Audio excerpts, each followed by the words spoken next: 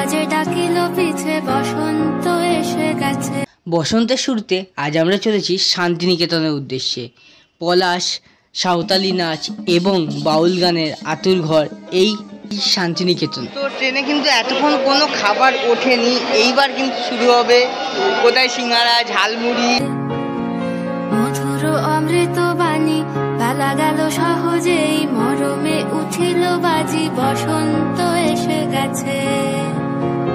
Hello everyone, বং উৎসবের আরও একটা নতুন পর্ব, আরও একটা নতুন ব্লগে আপনাদের সবাইকে জানাই সুস্বাগত।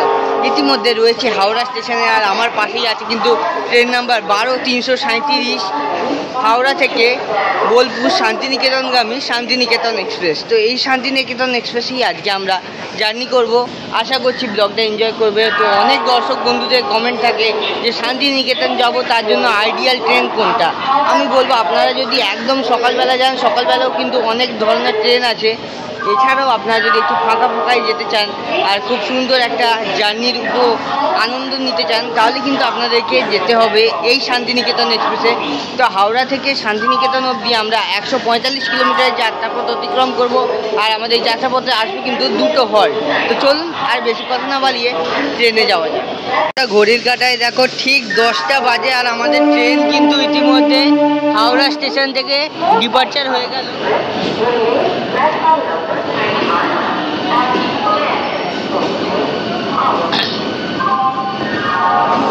ট্রেন সম্পর্কে যদি বলি, এই ট্রেন কিন্তু সপ্তাহে 7 দিন চলে।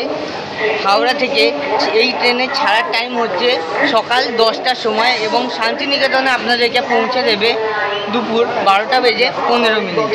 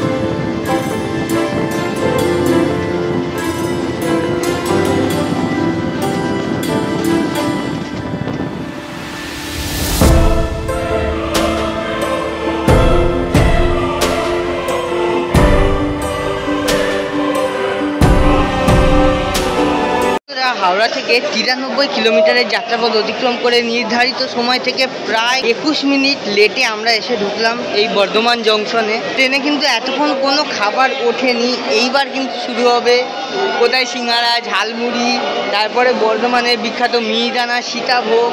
এছাড়াও কিন্তু রয়েছে আরও অনেক রকমের খাবার, সোনপাপড়ি, এইসবও কিন্তু অনেক কিছু উঠবে। আর বর্ধমানেও সেরকম কিন্তু প্যাসেঞ্জার ওঠেনি এই ট্রেনে আপাতত। তো দেখো, যেহেতু ট্রেন লেটে ঢুকেছে, ওই জন্য লেট ডিপার্চার হচ্ছে। আর এইখানে কিন্তু এইরকম দাদাগুলো নিয়ে আসছে এই বর্ধমানের মিহিদানা, সীতাভোগ।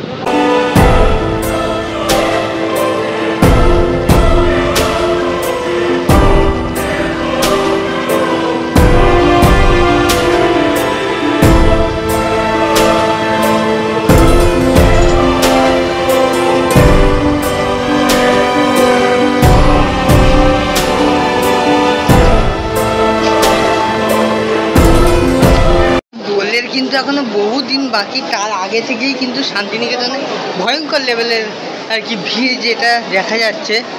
ভিড়টা দেখুন, মানে ওভারব্রিজেও লাইন পড়ে গেছে। আর আমাদের এই যে এখন নামতে হচ্ছে এইভাবে কিছুটা, মানে বিশাল লেভেলের কিন্তু এখন থেকেই এই বোলপুর শান্তিনিকেতনে ভিড়।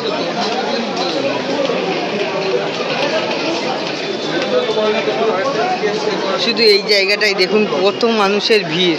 এখন কিন্তু যেহেতু আর কি হলিডে আছে, যেহেতু শুক্র শনি রবি সামনেই, তো তার জন্য ভিড় এখন বোলপুরে।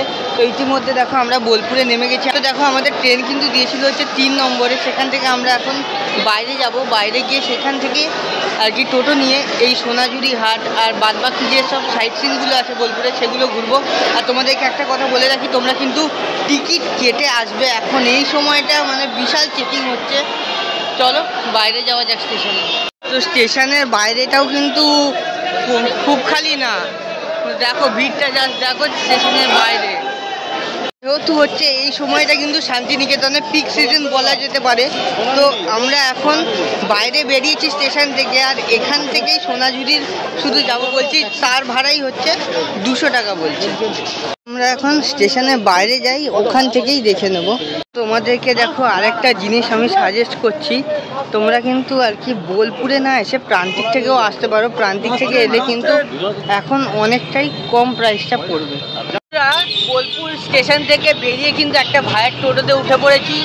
ভাইয়ের থেকে কিন্তু আমরা আজকে ঘুরবো যেগুলো, সেটা হচ্ছে ফার্স্ট কোপাই নদী, সেকেন্ড হচ্ছে সোনাঝুরি হাট, তার সঙ্গে আমরা পলাশ ফুলের কিছু একটু দেখাবো তোমাদেরকে। এই যে শান্তিনিকেতনে যেহেতু বসন্ত উৎসব, আর বসন্ত উৎসব কিন্তু পলাশ ছাড়া সম্পূর্ণই আর কি অসম্পূর্ণ থেকে যায়।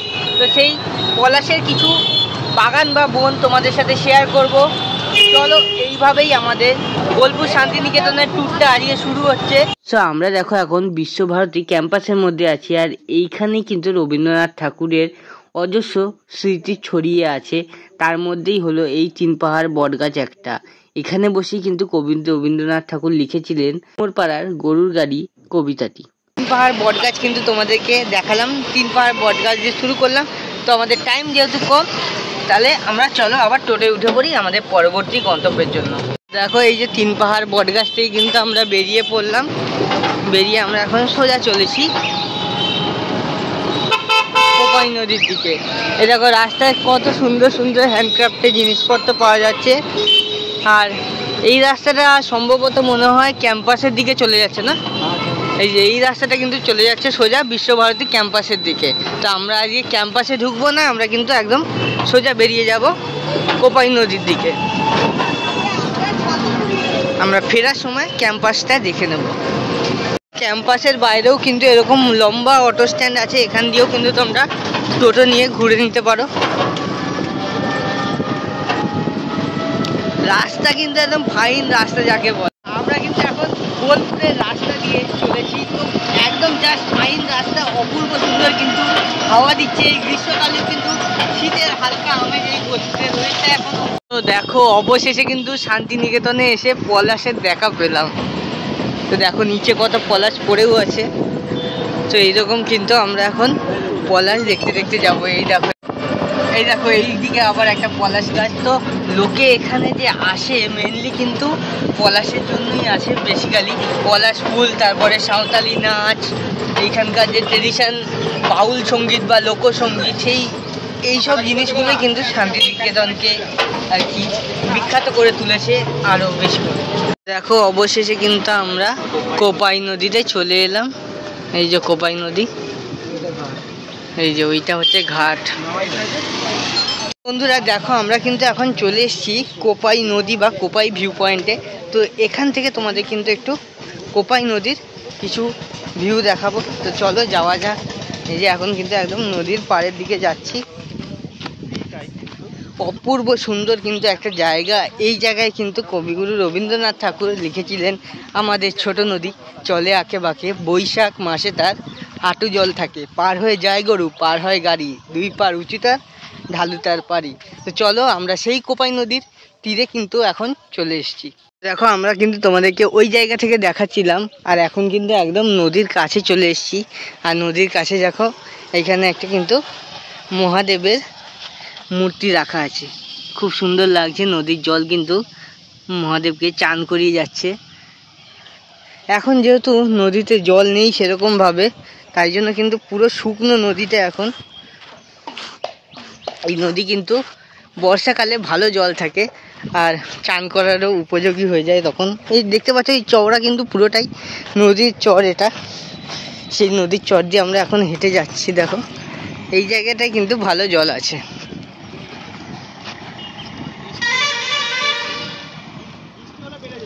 কাকা এটা বর্ষার জলে পুষ্ট নদী না? তো এটা হচ্ছে কিন্তু বর্ষার জলে পুষ্ট নদী। তো চলো এবার আমরা আবারও ফিরে যাই। বাতাসে বহিছে প্রেম, নয়নে লাগিল নেশা, কারা যে ডাকিল পিছে, বসন্ত এসে গেছে।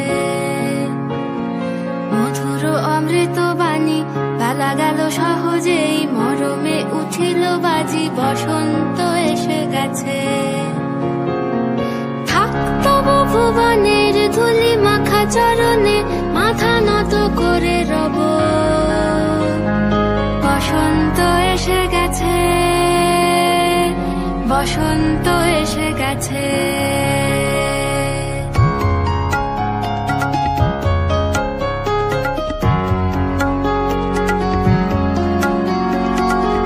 তো দেখো আমরা কিন্তু কোপাই নদীর যে ভিউ পয়েন্ট, সেই ভিউ পয়েন্ট থেকে কিন্তু এর মধ্যে বেরিয়ে পড়লাম ইতিমধ্যেই। তো বেরিয়ে এবার আমরা কিন্তু রাস্তায় অনেক পলাশ দেখেছি, সেসব পলাশগুলোও তোমাদের সাথে শেয়ার করবো। কারণ কি, বিকজ শান্তিনিকেতন মানে ভাই পলাশ ইজ পলাশ। পলাশ গাছ এইখানে যেমন দেখা যায় পুরুলিয়াতেও সেরকম দেখা যায়, কিন্তু পুরুলিয়া এখন বিশাল গরম যেহেতু, তো এখন পুরুলিয়া না, এখন বোলপুরে এসছি, এখন বোলপুরে পলাশ তোমাদেরকে দেখাবো। তো বন্ধুরা দেখো, তোমাদেরকে কথা দিয়েছিলাম যে পলাশ দেখাবো, অপূর্ব সুন্দর লাগছে, জাস্ট দেখো, ওয়াও যাকে বলে এক কথায়। কত সুন্দর লাগছে, জাস্ট দেখো, তোমাদেরকে একটু জুম করে দেখাই। এই দেখো একটা দুটো করে পড়ছে, অপূর্ব সুন্দর লাগছে কিন্তু দেখ। বন্ধুরা দেখো, কোপাই নদী থেকে তো ফিরলাম, ফেরার পথে আমরা এই পলাশ গাছটা কিন্তু দেখেছিলাম, জাস্ট ওয়াও লাগছে দেখতে। সো অপূর্ব সুন্দর লাগছে এই পলাশ ফুলটা দেখতে, আর রংটাও একদম মিষ্টি না, পুরো যেন অরেঞ্জ একটা লেবু, যে অরেঞ্জের মতো দেখতে, পুরো অপূর্ব সুন্দর লাগছে কিন্তু পলাশটা দেখতে। তো আমরা মাটি থেকেই কুড়িয়ে নিলাম, গাছ থেকে আর ছেঁড়ার দরকার পড়েনি। তো দারুণ লাগছে কিন্তু দেখতে।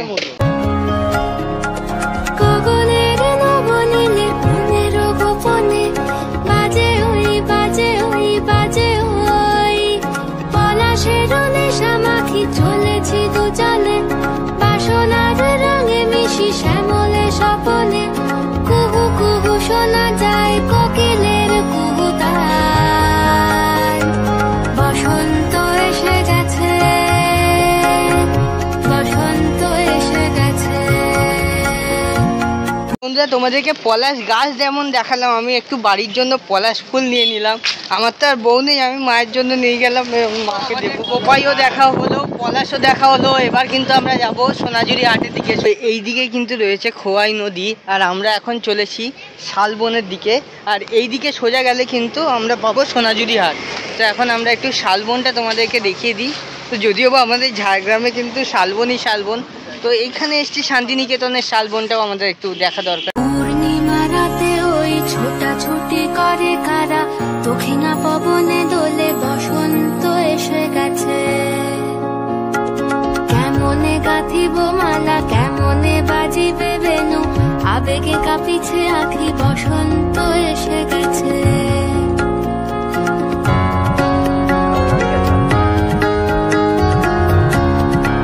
বন্ধুরা এই শালবনীতে কিন্তু অনেক মুভির শুটিং হয়েছে বা সিরিয়ালের শুটিং হয়েছে। কথা, এই শালবন দেখলে বা শালবনী দেখলে কিন্তু অপূর্ব সুন্দর লাগছে, অপূর্ব সুন্দর একটা জায়গা। তোমরা গরমকাল বা শীতকালে এসে তোমরা কিন্তু ভালো একটা ভিউ পেতে পারো। আর বসন্তকালে যেহেতু শাল গাছের সব পাতাগুলো ঝরে আবার নতুন পাতা আসে, সেই সময় কিন্তু দেখতে দারুণ লাগে এই বিশেষ করে এই শালবনীটা। এই যে দেখতে পাচ্ছ কত কিন্তু এরকম পাতা, শুকনো পাতা কিন্তু পড়ে রয়েছে এখানে। শালবনী দেখা কমপ্লিট, এবার আমরা কিন্তু যাব সোনাঝুরি হাটের উদ্দেশ্যে। সো দেখো ওই জায়গায় কিন্তু খোয়াই নদী বয়ে চলেছে। শালবনী থেকে এবার কিন্তু আমরা চলে এসেছি সোনাঝুরি হাটে। তো এই সোনাঝুরি হাটটা এবার তোমাদেরকে আমরা ঘুরিয়ে দেখাবো। ঢুকেই দেখো এখানে কিন্তু ব্রোঞ্জের জিনিসপত্রগুলো দেখা যাচ্ছে।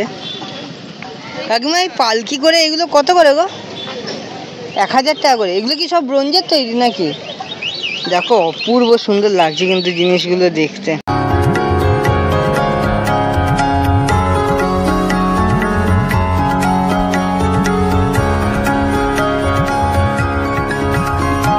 তো দেখো এই যে ব্রোঞ্জের জিনিসগুলো দিয়ে আমরা স্টার্টিং করলাম, এইখানে কিন্তু রয়েছে মেয়ে এবং ছেলেদের জামা কাপড়। ছেলে মেয়েদের এইদিকে যেমন কুর্তি আছে, মেয়েদের ছেলেদের দেখো পাঞ্জাবি আছে, মেয়েদের শাড়ি আছে, বিছানার চাদর পেয়ে যাবে তোমরা এখানে। তারপরে এখানে রয়েছে দেখো মেয়েদের গলার হার, অপূর্ব সুন্দর সুন্দর হারগুলো রয়েছে এখানে মেয়েদের। তার সাথে রয়েছে কিন্তু হাতের চুড়ি, দেখো কত সুন্দর লাগছে দেখতে জিনিসগুলো। বসন্ত এসে গেছে। এখানে এই দাদারা কিন্তু দই রাবড়ি বিক্রি করছে, যেটা কিন্তু আমাদের গ্রাম বাংলায় আর দেখাই যায় না বললে চলে। দাদা কত করে শ একটু বলবে? 20 টাকা দই, রাবড়ি 40 টাকা। আচ্ছা, দই 20 টাকা আর রাবড়ি 40 টাকা। আর এইখানে দেখো এখানে কিন্তু কত সুন্দর হার পাওয়া যাচ্ছে বা লকেট পাওয়া যাচ্ছে, অপূর্ব সুন্দর লাগছে কিন্তু জিনিসগুলো দেখতে। সপ্তাহে 3 দিন কিন্তু এই হাটটা বড় করে বসে থাকে। এমনি সপ্তাহে প্রতিদিন হাট বসলেও শুক্র শনি রবি কিন্তু এই হাটটা খুব বড় করে বসে থাকে, আর তখন আর কি অনেক জিনিসপত্র তোমরা এখানে এলে দেখতে পাবে। আর এই হাটটা কিন্তু মেনলি সকাল 8টা থেকে বসে একদম সূর্যাস্ত অবধি। থাকতো ভুবনের ধুলি মাখা চরণে, মাথা নত করে রব বসন্ত। এখানে যেমন মেয়েদের কানের দুল, হাতের চুড়ি, তারপরে এইদিকে জামা কাপড়, তারপরে এদিকে দেখো ফটো ফ্রেম, এরকম বিভিন্ন রকম জিনিস কিন্তু তোমরা পেয়ে যাবে। আর ওইখানে দেখো সোনাঝুরি হাটের ট্রেডিশন সাঁওতালি ডান্স যেটা, সেইটা কিন্তু হচ্ছে, তোমাদেরকে চলো একটু দেখাই আমি।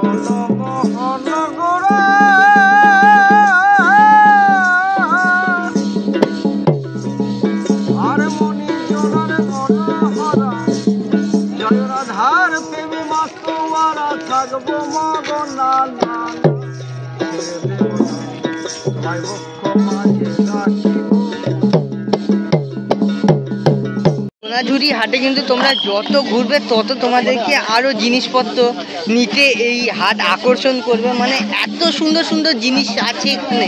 মেয়েরা যদি আসে তোমাদের সাথে, মেয়েদেরকে নিয়ে আসো তোমরা, তোমাদের মা হতে পারে, বোন হতে পারে, বউ হতে পারে, যাকেই নিয়ে আসো তাকেই কিন্তু তোমাদের পকেট খালি করে দেবে। এইরকম একটা জায়গা কিন্তু সোনাঝুরি হাট।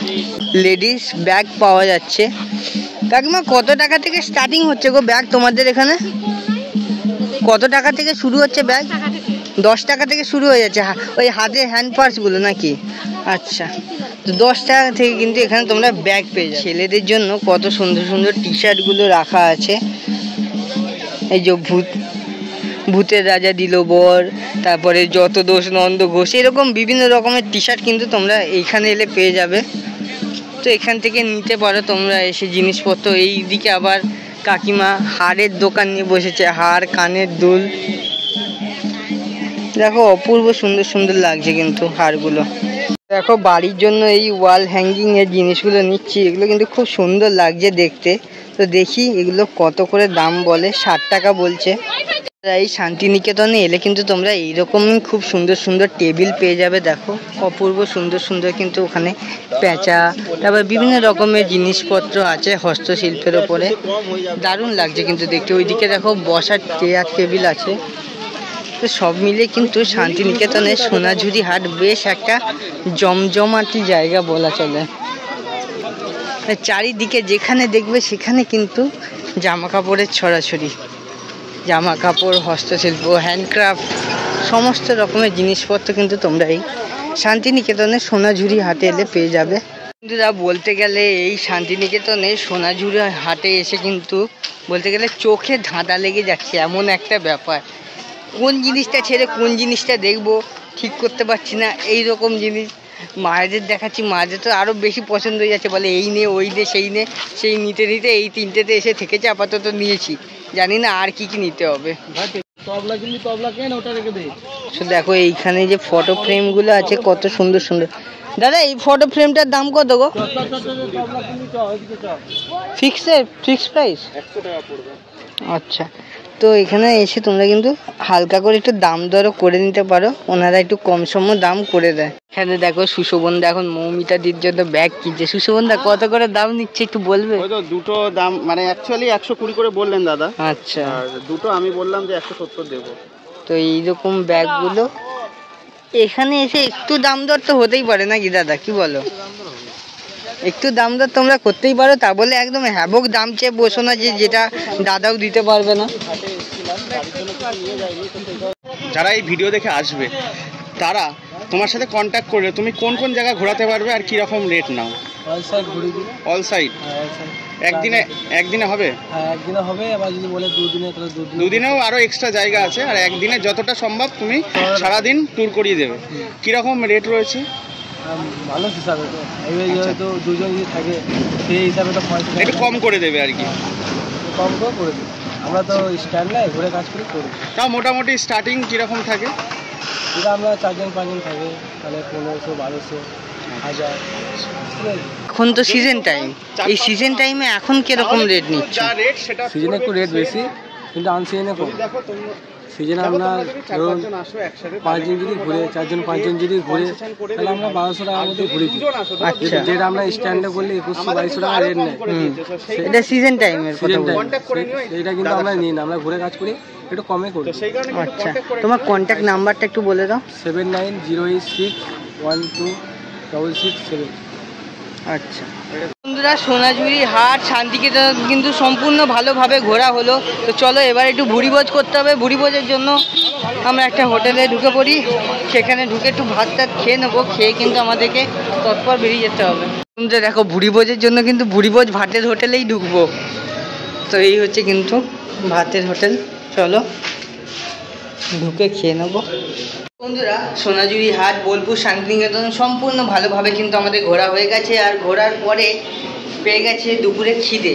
ভুরিভোজ করতে চলে এসেছি কিন্তু আমরা ভুরিভোজ রেস্টুরেন্টে। এটা কিন্তু কোনো প্রমোশনাল ভিডিও না, জাস্ট আমাদের খিদে পেয়েছে, তোমাদেরকে জানাতে হবে যে কোথায় ভালো খাবার পাওয়া যায়। এই বোলপুর শান্তিনিকেতনের অপোজিট এই কিন্তু হচ্ছে এই ভুরিভোজ রেস্টুরেন্টটা। তো চলো গিয়ে দুপুরের খাবারটা খেয়ে নিই। ভুরিভোজ রেস্টুরেন্টে ঢুকে কিন্তু খেতে বসে গেছি। এখানে দেখো কি কি দিয়েছে। প্রথমে দিয়েছে ডাল, তার সাথে দিয়েছে আলু পোস্ত, আলু ভাজা, সঙ্গে লঙ্কা পেঁয়াজ লেবু, আর তার সাথে দিয়েছে কিন্তু এদিকে একটা তরকারি। আর এই হচ্ছে কিন্তু ভাতের কোয়ান্টিটি। ভাত কিন্তু এক্সট্রা করে চাইলে তোমরা পেয়ে যাবে, এখানে কোনো এক্সট্রা চার্জ লাগবে না ভাতের জন্য। ভুরিভোজ রেস্টুরেন্টে এসে কিন্তু একদম ভুরিভোজ হয়ে গেছে সুন্দরভাবে। এবার চলো স্টেশনের দিকে যাওয়া যাক, ট্রেন ধরবো, ট্রেন ধরে বাড়ি ফিরবো। ইতিমধ্যে কিন্তু বোলপুর শান্তিনিকেতন আমাদের ট্যুর কমপ্লিট, খাওয়া দাওয়া কমপ্লিট, ভুরিভোজ করে একদম চলে এসেছি স্টেশনে। আর তোমাদেরকে কটা কথা বলে দিই, তোমরা যারা এবছর বোলপুর শান্তিনিকেতনে দোল উৎসব বা বসন্ত উৎসবের জন্য আসতে চাইছো তাদের উদ্দেশ্যে বলি, তারা একদম সোনাঝুরি হাটে চলে যেও, সেখানেই কিন্তু হবে আসল বসন্ত উৎসবটা। আর যারা বিশ্বভারতী ক্যাম্পাসে যেতে চাও তাদের জন্য বলে রাখি, ক্যাম্পাসে কিন্তু শুধু ক্যাম্পাসে যারা আর কি পড়াশুনো করে তাদের জন্যই আর কি ওখানে দোল খেলার পারমিশন রয়েছে। এছাড়া যারা বাইরে থেকে আসবে তাদের জন্য সোনাঝুরি হাটে বসন্ত উৎসবের আর কি আয়োজন করা হয়েছে। তো কেমন লাগলো আজকের ভিডিওটা অবশ্যই কমেন্ট করে জানিও। যদি কিছু ভুলভ্রান্তি থেকে থাকে অবশ্যই বলো আমাকে। আর আজকের ভিডিওটা এখানেই এন্ড করলাম। খুব শিগগিরই আরও একটা নতুন ব্লগের সাথে দেখা হবে। ততক্ষণ ভালো থাকুন, সুস্থ থাকুন, আর দেখতে থাকুন বং উৎসব।